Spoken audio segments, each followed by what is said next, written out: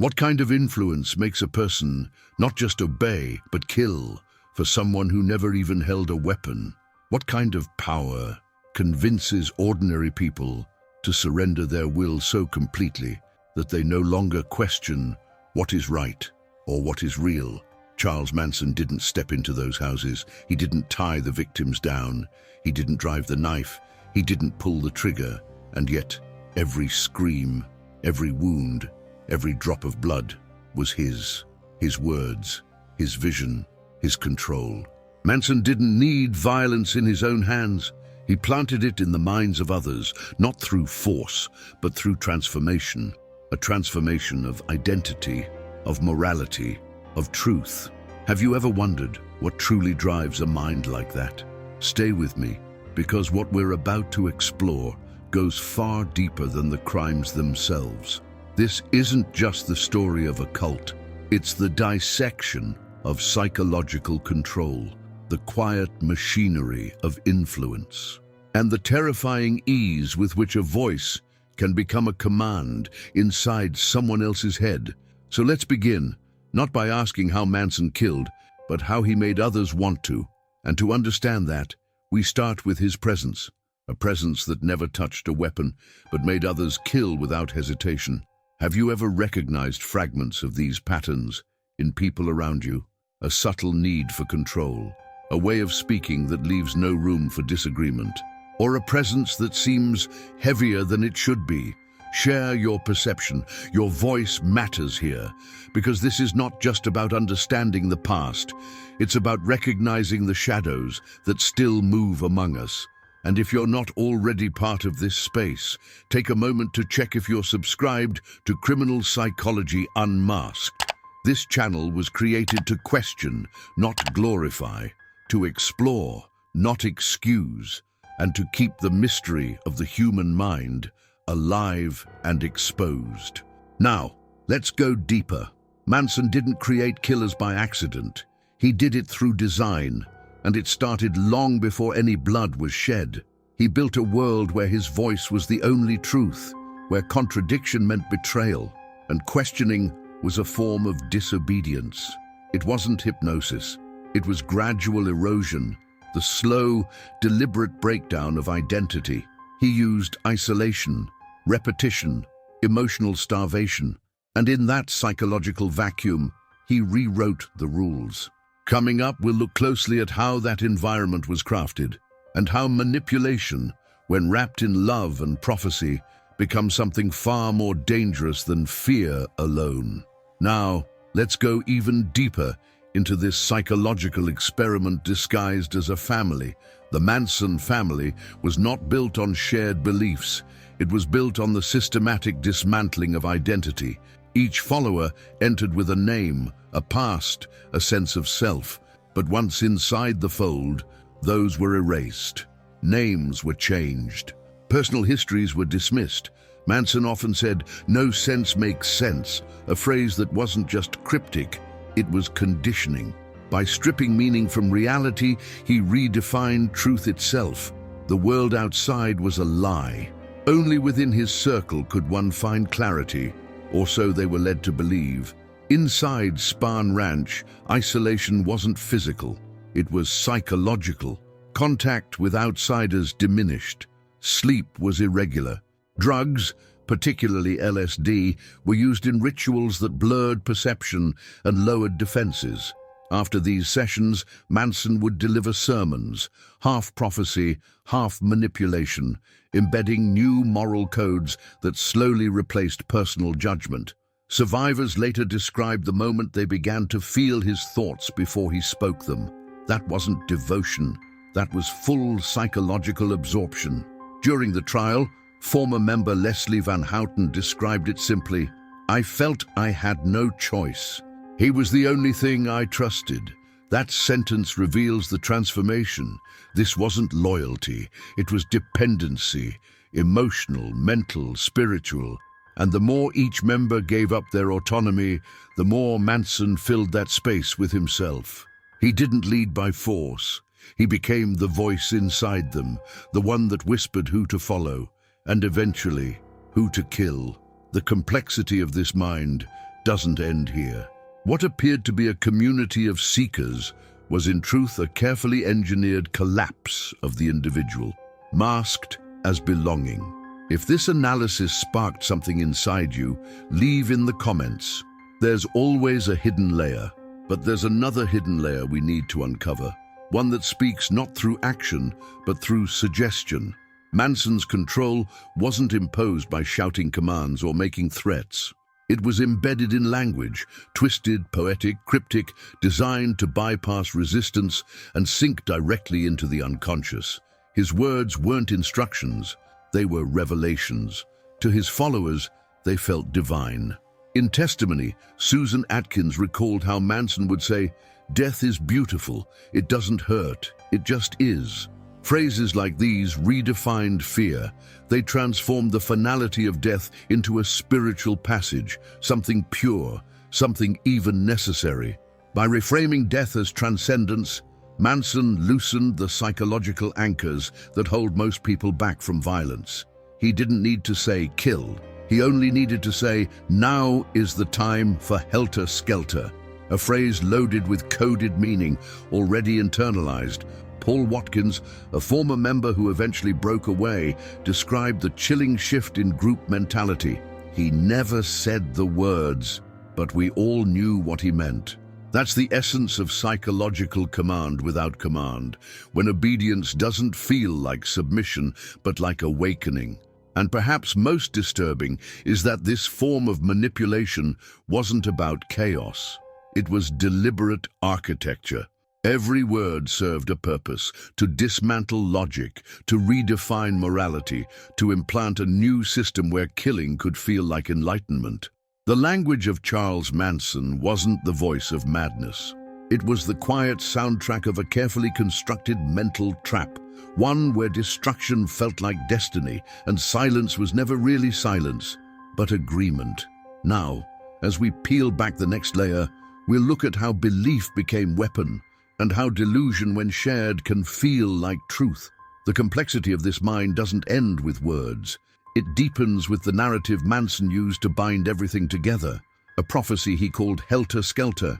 On the surface, it sounded like madness, an imminent racial apocalypse where Black Americans would rise up, exterminate the white population, and then, unable to govern themselves, turn to Manson and his followers to lead the new world.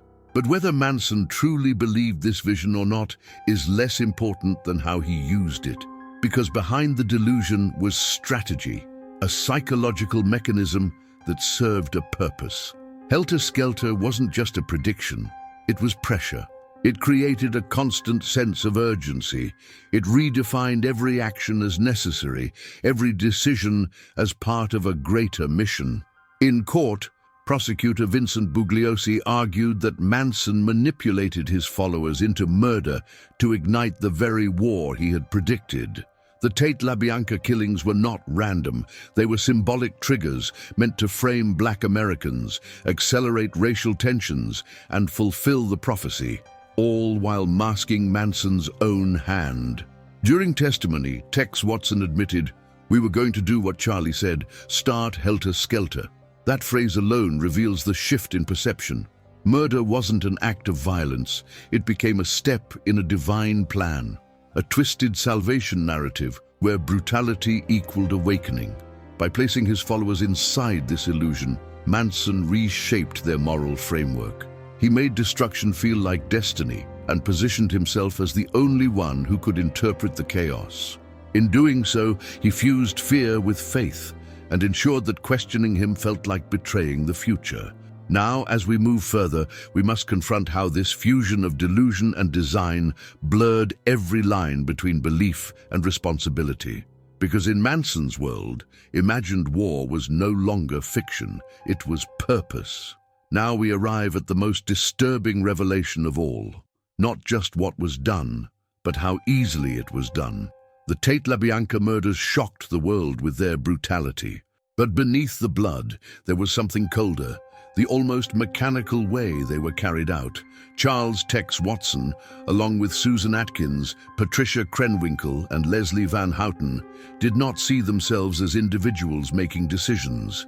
They believed they were vessels, executing a vision greater than themselves. In his own words, Watson testified, "I felt I was being used as a tool. I had no will of my own." That level of disconnection is not accidental. It's the result of prolonged psychological conditioning, a collapse of identity replaced by imposed meaning. In the final hours of Sharon Tate's life, Atkins whispered to her, "Woman, I have no mercy for you." These weren't just words of cruelty. They reflected a complete detachment from empathy, a reshaping of morality where compassion had no place. To show mercy would have required personal agency, and that had already been erased. During the LaBianca killings, Watson later recalled how they tied the victims, inflicted wounds, and left messages on the walls in blood. But what stands out most is not the savagery, it's the calm, the sense of purpose, the illusion that they were fulfilling something necessary. That illusion, planted by Manson, removed the burden of guilt. It reframed murder not as an act of violence, but as an act of obedience, even righteousness. What we see here isn't just crime, it's psychological vacancy, a void where conscience should live. The transformation was complete, identity stripped, empathy numbed, morality replaced by obedience. And in that emptiness, Manson's voice became the only sound that mattered, the final command, the only truth. But the true weight of this case doesn't rest solely in the past. It reverberates, quietly, persistently, into the present. Because behind the chaos and horror lies a deeper question. What made this influence possible in the first place? What mental and emotional terrain allowed Manson's voice to take root so deeply in the minds of others? The individuals who joined the Manson family weren't monsters. Many were young, disoriented, emotionally displaced. They came from fractured homes, lived on the fringes of society, or carried unresolved trauma they didn't yet understand. What they shared was a craving for purpose, for belonging, for identity, and Manson offered all of it. He didn't just take people in, he reframed their lives, gave them a role in something larger, redefined their pain as power, their confusion as clarity. Former member Diane Lake, just 14 when she joined, later said, "He made me feel seen in a way I'd never felt before." That's the opening. That's the vulnerability. Once a person feels profoundly understood by someone who then begins to reshape their perception, the line between guidance and control starts to blur. Manson didn't create need.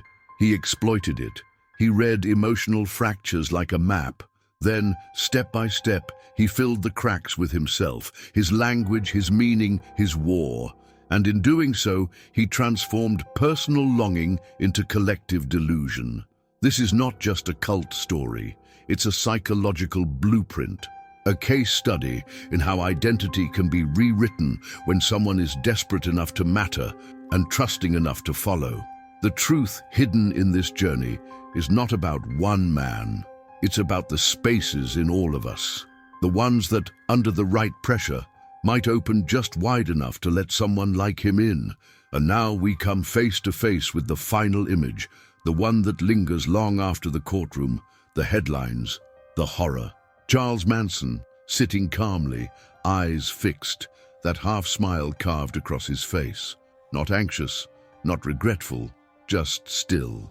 During his trial, he carved an X into his forehead, later turning it into a swastika. He stared at the cameras without blinking, refusing to show fear, remorse, or even recognition of the world's judgment. But what was that look, really? Not the look of madness, but of something far more unsettling, complete detachment. When Manson spoke, he often drifted into riddles. "I am nobody. I am a tramp, a bum, a hobo. I'm a boxcar and a jug of wine, and a straight razor, if you get too close to me." It sounded poetic, but beneath the words was a deeper message, that he had abandoned identity altogether. He didn't see himself as human in the way most of us do. And that's the point.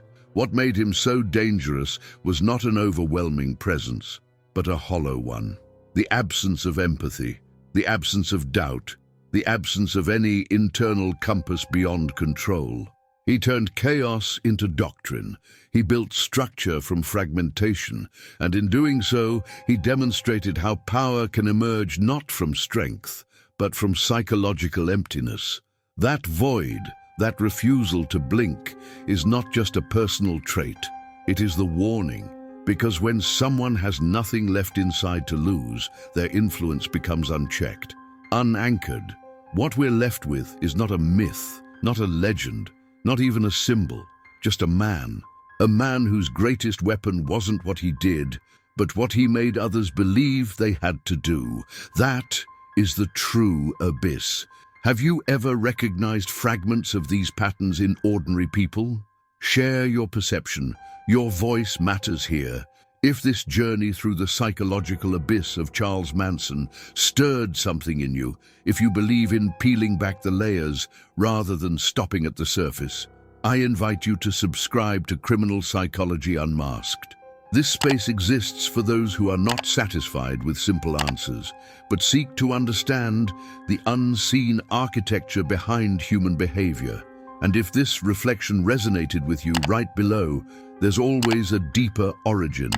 Your voice adds dimension to this exploration, and your perspective might be the next door we need to open.